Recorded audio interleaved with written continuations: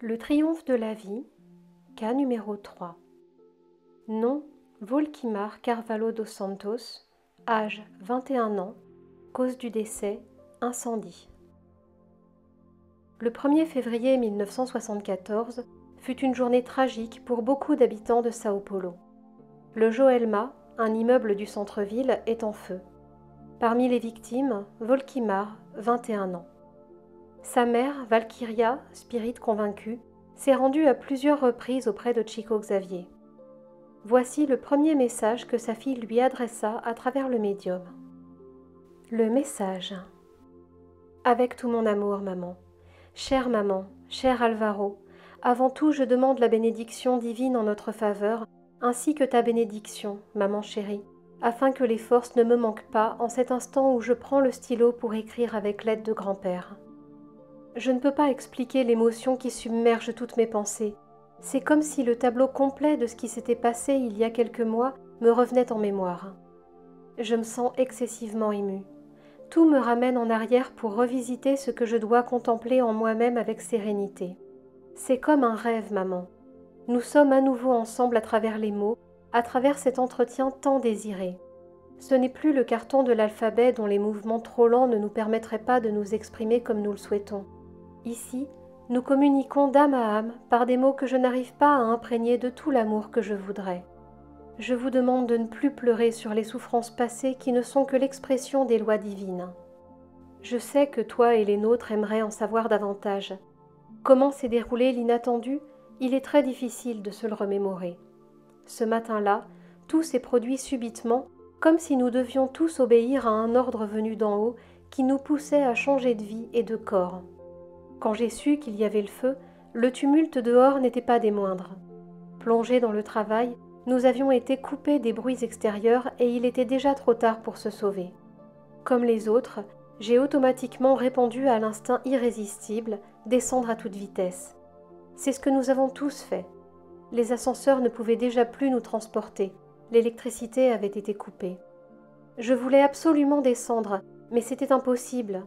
Alors avec d'autres, nous sommes montés précipitamment au sommet de l'immeuble. Nous espérions y trouver des hélicoptères, mais il était impossible d'accueillir tant de personnes et de les ramener à terre avec si peu de moyens. J'ai compris et j'ai prié. J'ai prié comme jamais. J'ai vu défiler toute ma vie en un instant parce que j'avais conscience que chaque minute qui passait serait peut-être la dernière. J'ai tout traversé en priant ardemment. Et je peux te dire, ma chère maman, qu'une douce torpeur a commencé à m'envahir peu à peu. La chaleur était trop grande pour que nous la ressentions, spécialement moi. J'ai réalisé que nous étions sur le point d'être libérés du monde, que nous avions déjà un pied dans le monde spirituel et que nous devions l'accepter avec foi en Dieu. Et j'ai accepté. Les amis spirituels, et surtout grand-père Alvaro, ont été avec moi tout le temps. Ils ne m'ont pas laissé être l'objet d'une quelconque bousculade, ce qui aurait pu se produire dans une telle situation où tant de personnes tentaient de sauver leur peau. Me rappelant de nos prières et de nos conversations à la maison, j'ai essayé de ne pas céder aux mots de désespoir que j'entendais tout autour de moi. Cette attitude de prière et d'acceptation m'a aidée et m'a permis d'être secourue. Plus tard, quelques heures après la libération du corps physique, je me suis réveillée à tes côtés. Cet ami fidèle, dont je sais aujourd'hui qu'il est mon grand-père et le bienfaiteur de tous mes jours, était présent pour me réconforter. Il était à mon chevet, me redonnant de l'énergie. Il m'a informé que je devais oublier l'illusion d'être encore en vie et que, grâce à son aide, notre cher Alvaro retrouverait mon corps physique dans la morgue où il avait été déposé après la terrible lutte. Je devais à présent retrouver mon calme et ma force pour te réconforter. Mais qui peut se vanter d'être plus fort que les autres dans une telle situation et sans la moindre possibilité de choix? J'ai beaucoup pleuré, mais Dieu ne nous abandonne jamais. Pendant quelques jours, je suis restée presque constamment à tes côtés jusqu'à ce que je te donne la certitude que nous devions rester en paix. Grand-père et d'autres amis m'ont aidé et je poursuis ma nécessaire récupération. De nombreux frères spirituels sont encore hospitalisés. Certains se remettent du choc, d'autres sont encore défigurés par manque de préparation intime à reconstruire leur propre forme, d'autres se croient malades. Pour ma part, je vais mieux. Je vous remercie pour vos prières, Volneia et Volnelita, Alvaro et tous mes amis, sans oublier ma chère Célia. Toutes les pensées de paix que vous m'envoyez sont de précieux agents d'assistance en ma faveur. Quand je le peux, ma chère maman, je retourne à la maison avec l'aide permanente des amis précieux d'ici. Je porte toujours dans mon cœur mes sœurs et mes beaux-frères José et Wilson, Alvaro, ses chers Flavio et Cristiano et ton image maternelle. Je suis contente que vous ayez trouvé un nouvel appartement plus conforme à vos besoins. C'est moi, avec l'aide de grand-père et d'autres bienfaiteurs, qui vous ai transmis l'idée de profiter de l'opportunité d'acheter. Chère maman, il n'y avait pas à hésiter. Nous avons toujours souhaité devenir propriétaires pour nous assurer un avenir meilleur. Et ne dis pas, maman, que nous n'aurions peut-être pas dû le faire compte tenu des circonstances. Quoi qu'il en soit, ta fille a achevé son temps sur terre, et toutes les deux, nous avons toujours eu la certitude que mon existence serait courte, du moins cette existence-ci. Le fait d'écrire ces mots me console, puisque cela vous donne la certitude que je connaîtrai un jour la bénédiction de la réincarnation, d'après ce que j'ai appris. Grand-père et nos amis Augusto et José Roberto sont ici avec nous. Je remercie nos chers amis Yolanda, Elena, Acacia et les autres sœurs pour l'incitation à la confiance en Dieu qu'elles nous donnent. L'amour est un miracle permanent. Il multiplie les affections et grâce à lui, nos cœurs se renforcent toujours de nouvelles espérances dans la victoire de la vie. Cher Alvaro, souviens-toi de moi tel que j'étais lorsque nous avons partagé des moments heureux. Ne me vois pas défiguré ou dans la situation difficile dans laquelle tu es enclin à me considérer. Mon cher frère, j'ai traversé cette zone d'ombre. Maintenant, tout est lumière et bénédiction. Sois pour notre chère maman ce que tu as toujours été, un compagnon et une bénédiction. Grand-père et moi avons fêté nos anniversaires, auxquels vous vous êtes joints par vos prières. Je voudrais continuer à écrire, mais je ne peux pas. Maman, demeure calme et forte dans la foi. La mort n'existe pas. Ce qui existe, c'est le changement. Parfois, quand il arrive à l'improviste, comme ce fut notre cas, il n'est pas facile à endurer. Embrassez les garçons de mon cœur, mes neveux que je ne peux pas oublier. Je suis épaulée par nos amis, Augusto et José Roberto, déjà expérimentés dans la communication écrite. Chères sœurs, Yolanda, Elena et Acacia, je vous remercie beaucoup.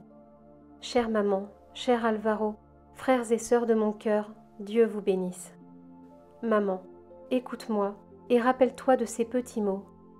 Maman, sois en paix. Maman, je vais bien. Maman, je suis déjà revenue du travail.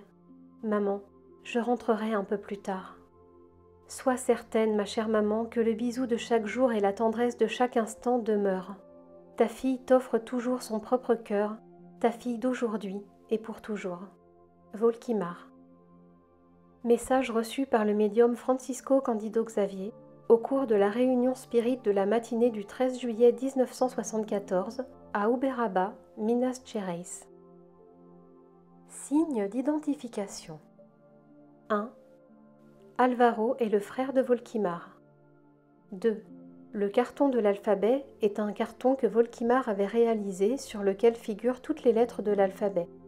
Elle avait l'habitude de l'utiliser en petit comité avec son amie Célia pour communiquer avec le monde spirituel. C'est un des procédés communément utilisés pour le jeu du verre. Il y a un fait notable à ce sujet. Lors d'une précédente rencontre avec Chico, à Uberaba, un jour de fête des mères, Valkyria avait reçu ce message de sa fille.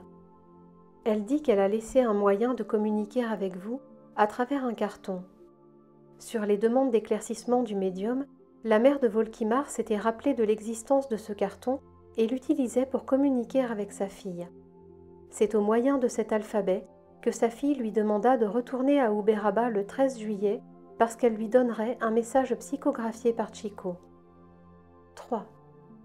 Tout ce qu'elle relate par le biais de la psychographie, elle l'avait déjà raconté à Valkyria lorsqu'elle lui était apparue le jour même de son décès. Chico n'était pas informé de ce détail. 4. Grand-père Alvaro est le grand-père maternel décédé sur le croiseur Bahia le 4 juillet 1945. Il était sous-officier dans la marine de guerre. 5. C'est son frère Alvaro qui a identifié le corps mutilé à l'Institut médico-légal. 6. En effet, dès les premières heures, Volkimar était présente aux côtés de sa mère. Tout d'abord, Elle lui est apparue pour lui raconter certains détails. Ensuite, elle s'est communiquée dans la voiture pour lui dire que son frère Alvaro avait déjà identifié son corps à la morgue, mais qu'il avait peur de le lui dire. Alvaro a ensuite précisé à sa mère que, sur avis médical, il ne lui avait pas aussitôt dit la vérité. 7. Volneia et Volnelita sont ses deux sœurs mariées. 8. Celia est sa meilleure amie avec laquelle elle avait l'habitude d'utiliser le carton de l'alphabet. 9. Beau-frère, José est le mari de Volneia et Wilson est le mari de Volnelita. 10. Flavio et Cristiano, ses neveux adorés. 11. Volkimar avait contracté une assurance vie. C'est cet argent qui a permis à Valkyria d'acheter un appartement. Ce détail aussi est très important. 12. Elle avait l'habitude de dire à sa mère « Je suis certaine, maman, que je vais mourir célibataire ». 13. Augusto est le fils de Yolanda César. Il s'est également désincarné jeune, dans un accident maritime. José Roberto, Beto, est l'étudiant en médecine du message présenté dans le cas numéro 1.